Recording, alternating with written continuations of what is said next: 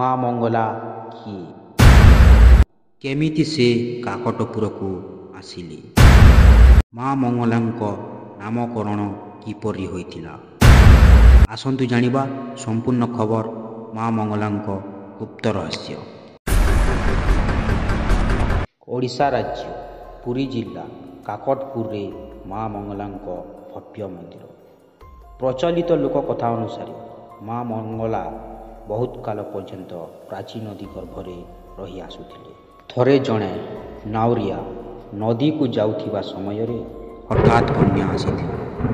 ଡଙ୍ଗାଟି ଉଲନ ପାଇଁ ଏଣେ ତେଣେ ଭାସି ଯାଉଥିବା ବେଳେ ଅଳ୍ପକେ ବର୍ତ୍ତି ନଦୀ ମଝି ଯାଇ ଡଙ୍ଗାଟି ପହଞ୍ଚିଲା। ଆଶ୍ଚର୍ଯ୍ୟର କଥା, ଏତେ ବଡ଼ ବନ୍ୟା ବିତିଗଲା ହେଲେ ଡଙ୍ଗାଟି ନଦୀ ମଝି ଯାଇ ଅଟକି ଯାଇଥିଲା ଏବଂ ଡଙ୍ଗା ସହିତ ନାଉରି ମଧ୍ୟ ରକ୍ଷା ପାଇଯାଇଥିଲା। କିନ୍ତୁ ନାଉରି ଜାଣିପାରିଲେ ନାହିଁ ଏହା କିପରି ସମ୍ଭବ ହେଲା। ଶେଷରେ କିଛି ସମୟ ବିତିଗଲା। ଡଙ୍ଗାଟି ଯାଇ କୂଳରେ ଲାଗିଲା। ନାଉରି ଭାଇ ସେଠାରେ ଆଉ ନ ରହି ଘରକୁ ଫେରି ଆସିଲେ। ଏମିତି କିଛି ଦିନ ବିତିଗଲା। ଦିନେ ରାତ୍ର ସମୟରେ ସେ ନାଉରିଙ୍କୁ ସ୍ୱପ୍ନ ହେଲା। ସ୍ୱପ୍ନରେ ଆସି ମା ଉପସ୍ଥିତି ବାବଦରେ ସେ ନାଉରିଙ୍କୁ ଅବଗତି କଲେ। ମାଙ୍କ ଆଦେଶ ପାଇ ନାଉରି ଜଣଙ୍କ ମାଙ୍କୁ ସେହି ନଦୀ ଗର୍ଭରୁ ଉଦ୍ଧାର କଲେ। ସମସ୍ତ ଗ୍ରାମବାସୀଙ୍କୁ ଏହି ଘଟଣା ବାବଦରେ ଅବଗତି କରିଥିଲେ ଏବଂ ମାଙ୍କୁ ଆଣି ପାଖ ଗାଁ ମଙ୍ଗଲପୁର ଗ୍ରାମରେ ଆରାଧନା କଲେ। ଯେହେତୁ ମା ମଙ୍ଗଳା ମଙ୍ଗଲପୁରରେ ପୂଜା ପାଉଥିଲେ, ସେଇଥିପାଇଁ ମାଙ୍କ ନାମ ରଖାଗଲା ମା ମଙ୍ଗଳା।